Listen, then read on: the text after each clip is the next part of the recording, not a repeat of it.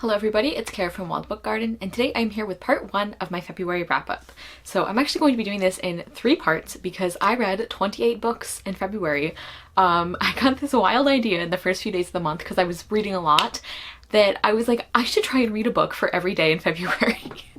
I got the idea from my friend Olivia-Savannah from Olivia's Catastrophe. She's done like 30 and 30 challenges before and I had never done one, and I was like, why not try it? And I did succeed. Some of these are picture books or novellas, but also 3 of these books are Robin Hobb books, so I think it all balances out.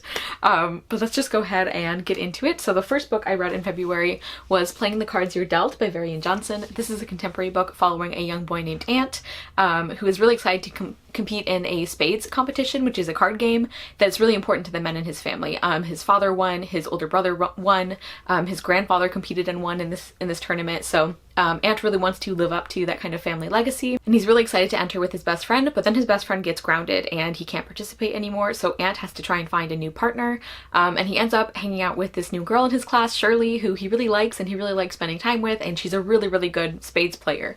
But people are kind of giving him a hard time about playing with a girl, and so we kind of see how Ant handles that, and I loved this book so much.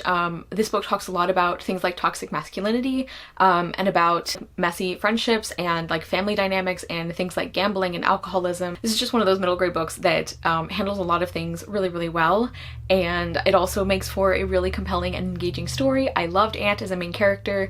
I really like how you can see throughout the book that he is struggling between what he feels is right and seeing people who he loves and cares about say something else.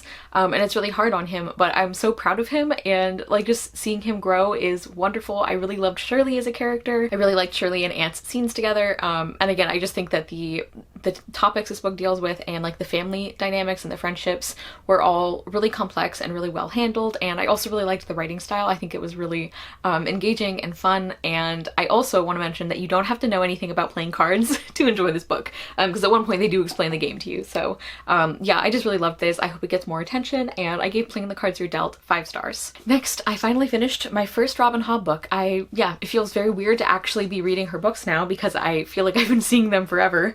That is Assassin's Apprentice by Robin Hobb. This is the first book in the Farseer trilogy, which is the first series in this like massive connected series of series by Robin Hobb that is all set in, like the whole thing is called the Realm of the Elderlings. It feels silly to even explain this because I feel like everyone knows about it more than I do. But yeah, so this is the first book of the first trilogy. We're following our main character Fitz, who is the bastard child of the king in waiting, and because of this he has this really untenable, I guess, position in the court. We follow him from the time when he's a very young boy up until like a teenager, like a mid-teenager, late teenager, I don't remember, at the end of this book. And he eventually ends up being trained to be an assassin on the king's behalf. And also in this world there are 2 kinds of magic. There is the wit, which is really looked down on. It's treated as really like filthy and like dangerous, which is the ability to communicate with animals and kind of connect with them. And then the, what's the other one? The skill, which is associated with the royal family, and that is more about like mind magic and yeah, and it's not connected to animals. And Fitz ends up having both of these abilities to varying degrees, and we just follow his life for a lot of this book.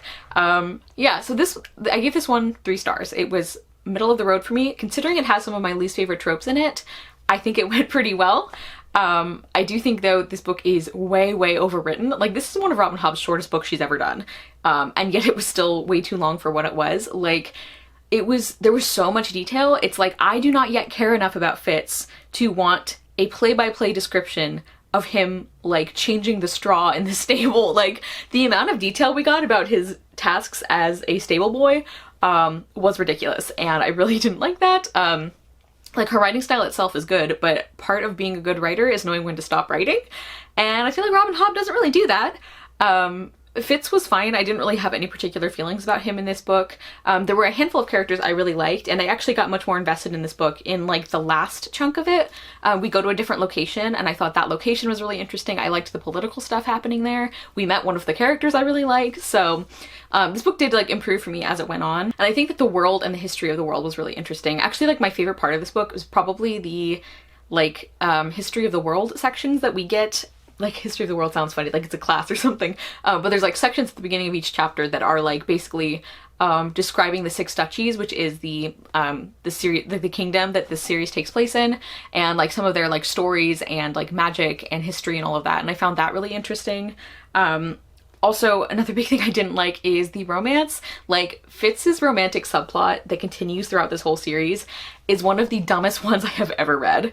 Like, it really, it's so ridiculous. Like, the fact that this series tries to hang, like, this great love story on these two characters, and, like, the female character is so underdeveloped, which is another big problem I had with this book and with this series, is, you get like a couple of really complex, really interesting, really wonderful female characters, and then all of the other ones are like offensively badly written, and it makes me really mad. And there's also just this general pervasive misogyny throughout this series that I don't know, I genuinely can't tell if it's intentional or not, like if we're supposed to be bothered by it, or if like Robin Hobb doesn't even realize she's writing it like that, because I really hated that, just like the descriptions of like women's bodies, like the treatment of female characters, the way that if a female character wasn't a particular kind of woman, she was written off in a way that we were clearly supposed to think she was shallow and vapid and an idiot, even though we had like no evidence to really support that. Like, it just, that aspect really bothered me. So yeah, you can see this was a mixed bag, but I am excited to finally be reading Robin Hobb, I guess. And I gave Assassin's Apprentice 3 stars. Next, I finished a nonfiction book, and that was Ida B. the Queen, The Extraordinary Life and Legacy of Ida B. Wells by Michelle Duster. So like I said, this is a nonfiction book. It's a pretty short one, and it is about Ida B. Wells, or Ida B. Wells Barnett, whom I love. I admire her so much, and I have really been enjoying reading more about her, so I was excited to read a book all about her. And Michelle Duster is actually a descendant of Ida B. Wells. I don't remember what their family connection is exactly. Like I said, I really admire Ida B. Wells, and I thought it was so cool that we got to see some like primary sources like from her, which was very cool. And like this book just basically reinforced my wish to read more about her, because I just think she's really incredible. For those who don't know, she was really big in the women's suffrage movement, but before that, she was actually one of the pioneers of the anti-lynching movement in the United States. Like her like expose on the number of African Americans who were murdered that way was groundbreaking. She collected all this data about how many people had died, like how many people had been murdered through lynching, and by bringing attention to it, like she did a lot of really amazing work. Like, she was a newspaper reporter, and like the things that she like wrote and talked about, like she just was a really incredible person. So I really liked learning more about her, and I also think the author Michelle Duster did a good job of connecting Ida B. Wells' like activism and history and the things that she was working towards with different eras, like other eras in history, including our present day. I thought that was done really, really well.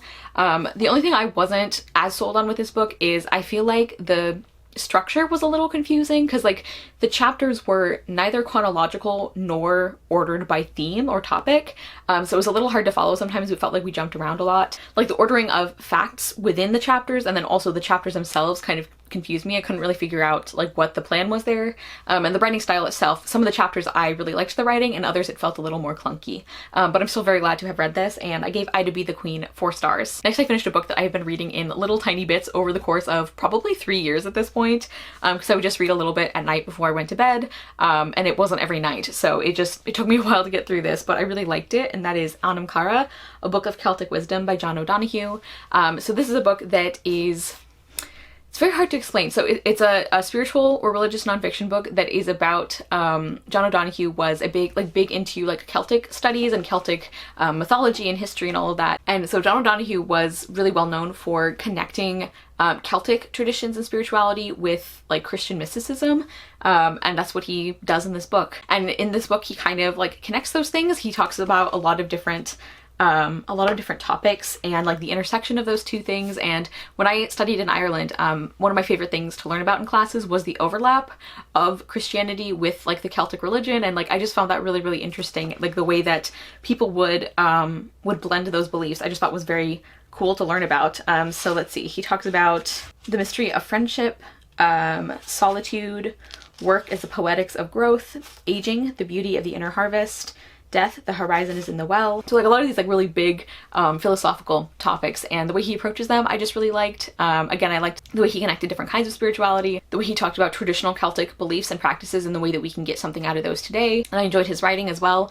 As with most books of this type, some sections spoke to me more than others, or I got more out of some sections than others, but overall I did really like this, and I gave Anam Cara 4 stars. Next I finished And We Rise, The Civil Rights Movement in Poems by Erica Martin. And this is the book I talked about in my most anticipated releases video, but I mistakenly called it a novel in verse, and this is actually a poetry collection, so I apologize for that mistake. And it's a very short one, but it is so effective.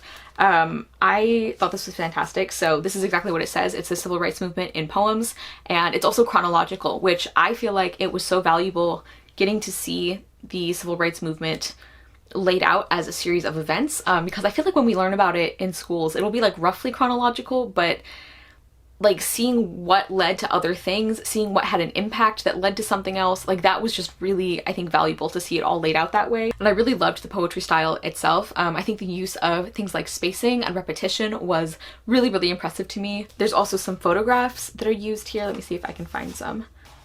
So there's like photographs as well. Something else that really struck me about this collection is the way it was much more honest about the violence that activists experienced than I feel like sources tend to be. Like John Lewis's graphic novel, at least the first volume, I need to continue that series, but his graphic novel did that as well, where it really showed what people were up against. It wasn't like, I don't know, I almost feel like the physical danger and like the outcome of a lot of these events can be glossed over a little bit in favor of talking about what the protest was for and what it meant and like if it worked and all of that. All of which is important, but I feel like this collection really highlights the danger people were in for standing up for what is right. Like that's something I don't feel like all the things on this topic do. So I was really glad that this one did that. I also really appreciated how there were obviously some of the really big events and big movements and moments and people that a lot of people know about, but also some of the lesser known things or people or like events like sit-ins and protests and all of that. I feel like there was a good balance of putting the famous parts in context with the lesser known parts. And I just thought this was really fantastic. Would definitely recommend this, and I gave And We Rise 5 stars. Next I finished Stuntboy in the Meantime by Jason Reynolds, drawings by Varul III. And this is, speaking of things I got wrong about book formats, I think I must have thought this was a contemporary book that had illustrations, and it's actually a graphic novel. So let me see if I can, but it's like a graphic novel that has a lot more text than most of the ones I've seen.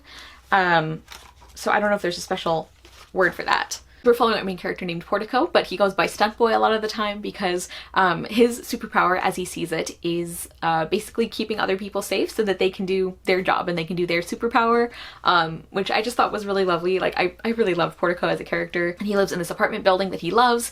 He has a best friend who he loves hanging out with. Like things seem to be good, but at the beginning of this graphic novel, it seems like his parents are like fighting a lot, like they're thinking of separating, and that is really, really hard on Stuntboy or Portico.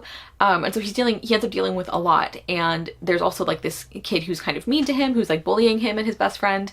And this is just kind of a slice of life story, but like told through the lens of like Stuntboy's superpowers, like what he sees his superpowers as, which I thought was really interesting, and I thought this was really well done. I really liked the focus on friendship. I thought this was an interesting take on superheroes and like superpowers, and I think the book did a really good job of communicating how upset Portico was, like what he was going through. He also seems to deal with anxiety, so that is part of this book as well, and yeah, I thought this was well done. It wasn't my favorite thing from Jason Reynolds, but I did still think it was really good, and I gave Stuntboy in the Meantime 4 stars. Next I finished a novella, and that is The Bone Knife by Intisar Kanani. I actually kind of read this out of order because it introduces the main character of The Theft of Sunlight, which I have already read that book, but that's okay. I was still able to, like, I think it doesn't matter too much if you read them out of order. So like I said, this short story introduces Ray, the main character of that like spin-off series, and I don't have a lot to say about this except that I really liked it. I really love the way Intisar Kanani writes. I really love Ray as a main character. This is the point where Ray meets Stonemane, who is a character that she interacts with in Theft of Sunlight, who I really enjoyed, so I was glad to see him, I guess, for the first time here. And I just thought this was really well done. I also really loved the family dynamics here. Definitely recommend this if you are like reading this series, and I gave The Bone Knife 4 stars. Next I finished Royal Assassin by Robin Hobb. This is the second book in the Farseer trilogy. This was actually my favorite in the trilogy. I'm trying to think what I can say about the premise for this one. It's obviously set after the events of the first book. Fitz is older now, and we see him taking a more active part in the political things going on. There's also some like rivalry between different royal characters, I guess.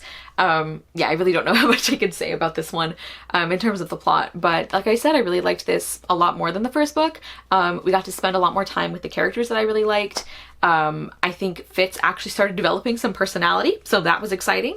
I found just the story of this one so much more engaging than the first book. Like I said, the political stuff was really interesting. And I also think that the writing was a lot better. I don't know if it was that I got used to it or if there actually was a difference in the writing style, but I feel like even though this book is a lot longer, I feel like the overwriting was less of a problem. Like we didn't spend like pages on pages on things that didn't matter, which was a big complaint I had of the first book, so I liked the writing more.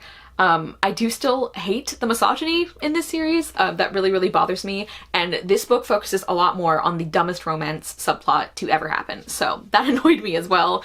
It wouldn't be so bad if the book didn't try so hard to sell you on it being this like life-changing love story. Like if it were just a romance subplot that you could take it or leave it, I wouldn't be so annoyed, but because everything about the book and the characters tries to force you to have feelings about it, I'm like, this is way worse than it would have been otherwise.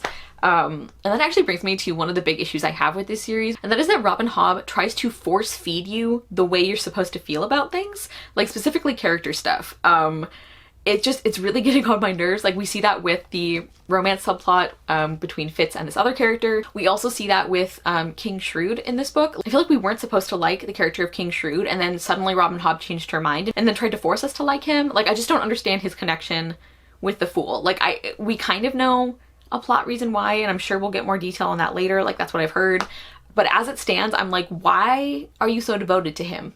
Like, and actually speaking of the Fool, I actually really liked him. I feel like that's a very popular opinion. Like I think a lot of people love the Fool as a character, but I found him really interesting. One thing I think is hilarious is how bad Fitz is at talking to him, like at understanding what he is saying. Cause like, clearly nobody in this book has read Shakespeare, because you know from Shakespeare that you always listen to the Fool character. Like the Fool, the court jester, always knows what's up.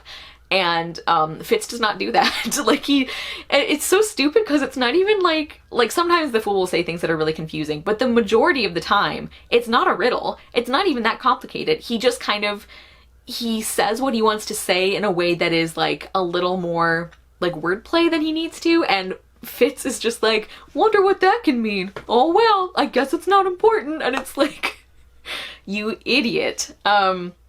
Yeah. Actually brings me to another point. Fitz is so stupid. Like I had heard from people that he was dumb. We'll get into that more for the third book. But for the most part in this book, I didn't feel like that was too bad. Like most of the time I could understand why Fitz was doing what he was, and like why he would make certain decisions. But there were a couple of things that I'm like, I knew immediately this was going to be a problem. And actually I was talking to my friend Katie, who's like one of our resident Realm of the Elderlings experts, and I said something to her about something that happens in this book where I was like, Fitz, you dumb bitch, like how did you not see this coming? And she's like, yeah, you're gonna be saying that for the rest of your life. And it's like, it's true, and I'm sad about it.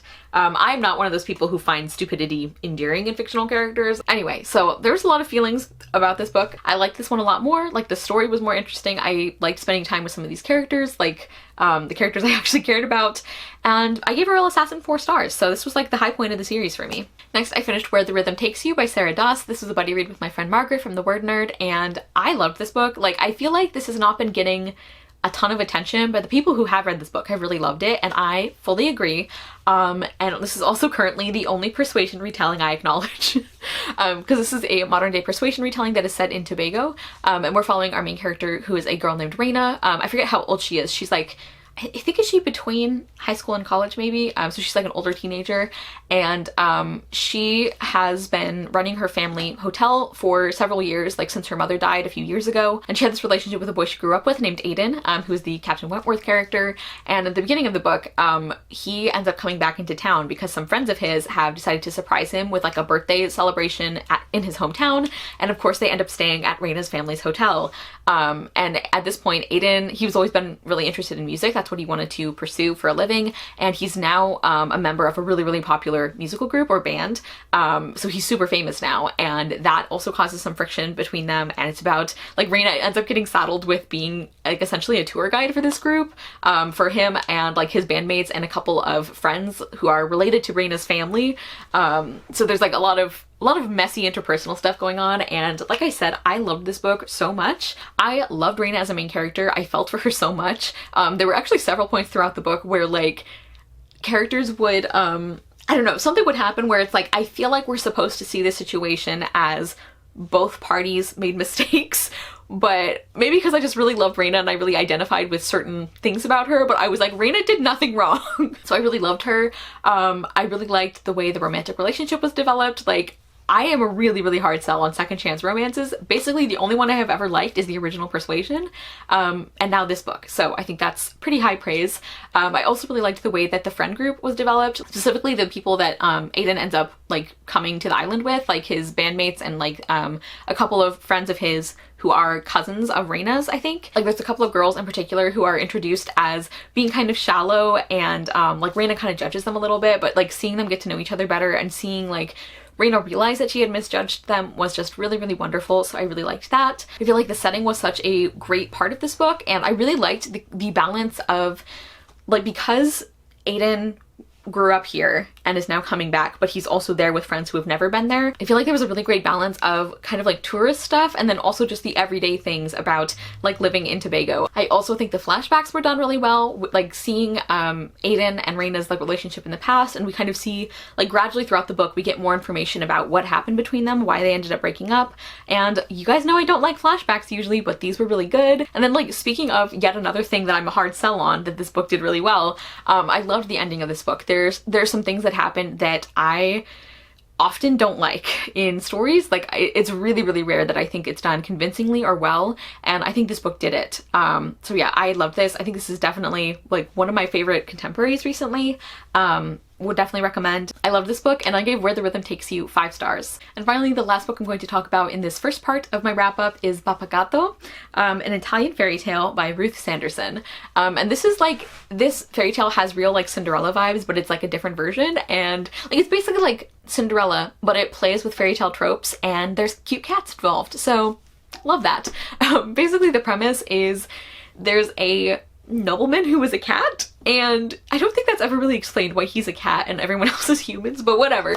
And he has his, like, cat wife unfortunately dies before the start of the story, and so he needs somebody to, like, take care of his kittens, and that's kind of what sets up the, like, Cinderella plot.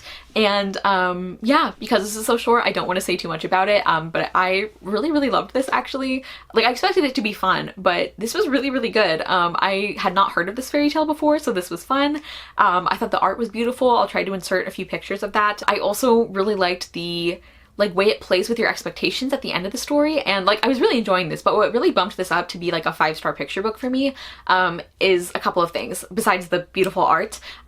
It avoided a thing that I was really concerned it was going to do. Like, it didn't do that, which I loved. And then also the, like, fairy tale ending kind of thing it plays with in a way I really loved. So yeah, if you're, like, in the market for this kind of fairy tale retelling or a picture book like this, I would highly recommend this, and I gave Papagatto 5 stars. Okay, everybody, so that was part 1 of my very long February wrap-up. Please comment down below and let me know if you have read any of these books, what you thought of them, or if you're going to pick them up. Thank you guys so much for watching. I will see you soon with another video, and I hope you love the next book you read.